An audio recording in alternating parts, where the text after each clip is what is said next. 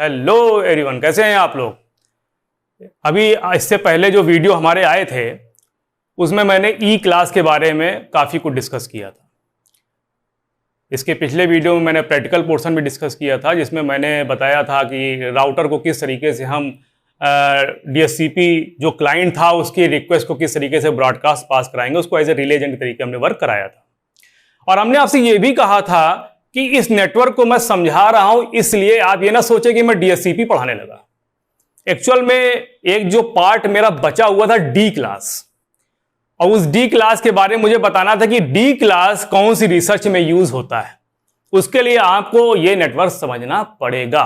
तो आज वो समय आ गया है कि आज हम लोग डी क्लास के बारे में डिस्कस करेंगे। ठीक है, तो यहां पर देखिए जो ये नेटवर्क हमारा बना हुआ है वही नेटवर्क मैंने बनाया हुआ है, जिसमें राउटर ये लगा हुआ है। ठीक है, 2611 का। इसमें एक पोर्ट का IP ये था, इसका पोर्ट का 150.0.0.1 था, इधर सर्वर लगा हुआ था। ठीक है, ये क्लाइंट थे, ये क्लाइंट थे। और मैंने इस पोर्ट पे, यहां पर देखिएगा, मैंने इस पोर्ट पे IP हेल्पर कमांड चलाया था और एड्रेस दिया था सर्वर का।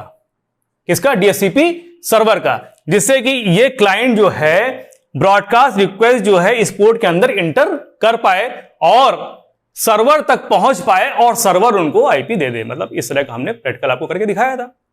लेकिन हमने आपसे कहा था इसमें डी क्लास को मैं समझाऊंगा। ठीक है, अब आप समझिएगा, डी क्लास को लोग कहते हैं मल्टीकास्ट एड्रेस। मल्टीकास्ट का मतलब क्या हो गया?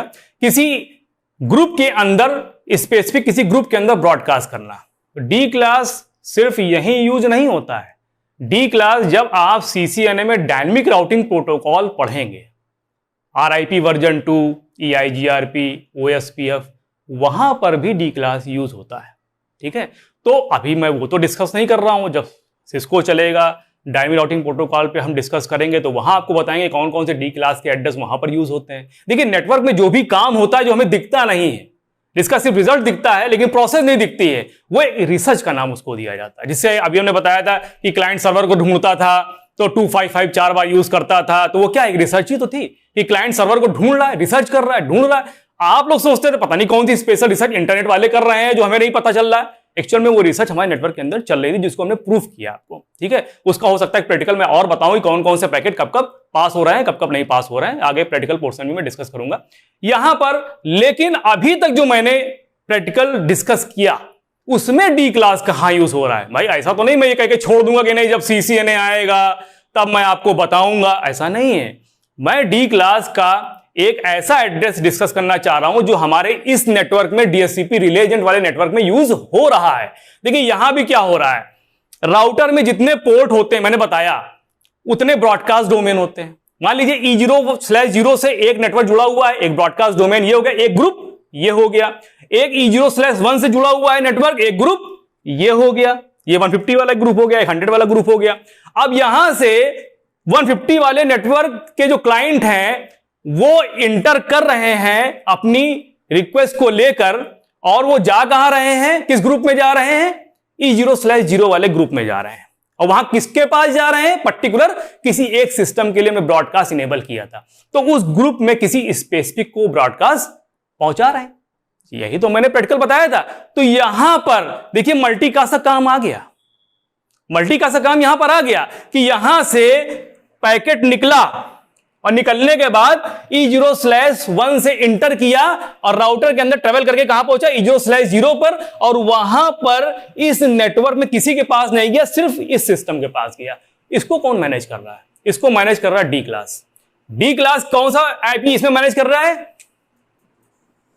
DHCP सर्वर बेस्ड नेटवर्क के लिए जहां रिले एजेंट यूज होता है, ठीक है, वहां पर हमारा डी क्लास का जो एक एड्रेस होता है वो इस रिसर्च का एक भागीदार होता है, और इस रिसर्च को ये परफॉर्म कराता है कि उस रिक्वेस्ट को पर्टिकुलर उस सिस्टम के पास ले जाएं।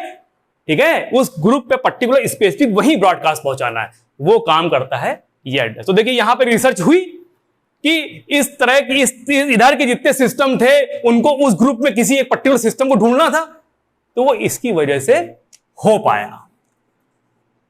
तो डी क्लास के बहुत से IP ऐसे होते हैं, जैसे 224.0.0.5, 224.0.0.6 ये OSPF में यूज होता है। इस तरह से बहुत RIP वर्जन 2 में कुछ यूज होते हैं। तो ये सब आगे जब सिस्को पढ़ाया जाएगा तब डिस्कस होगा। लेकिन डी क्लास का एक IP मैंने यहां प्रूव किया है कि इस नेटवर्क में डी क्लास किस रिसर्च में यूज हो रहा है, तो उसकी रिसर्च तुम्हारी यहां ये यूज हो रही है। ठीक है, तो ये मत कहिए कि डी क्लास आपके नेटवर्क में यूज ही नहीं हो रहा है। डी क्लास आपके नेटवर्क में यूज हो रहा है, और जो हमने प्रैक्टिकल इससे पहले डिस्कस किया था, क्या, रिले एजेंट वाला प्रैक्टिकल, वहां पर डी क्लास यूज हो रहा है, क्योंकि वहां किसी ग्रुप के अंदर स्पेसिफिक में ब्रॉडकास्ट पहुंच रहा है, और इसी को बोलते हैं मल्टीकास्ट।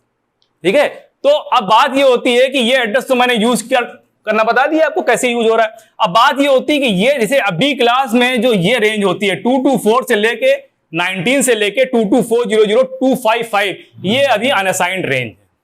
ये किसी भी वर्क के लिए अभी रिजर्व नहीं की गई है, ये अभी अनअसाइंड है। ठीक है, जो जो असाइंड हैं, ठीक है ना, वो मैं अपने स्क्रीन पे देखिए लगा रहा हूं, वो आप देख सकते हैं, लेकिन अभी उसका मैं प्रूवमेंट नहीं बता पाऊंगा क्योंकि अभी वो टॉपिक स्टार्ट नहीं हो पाया है।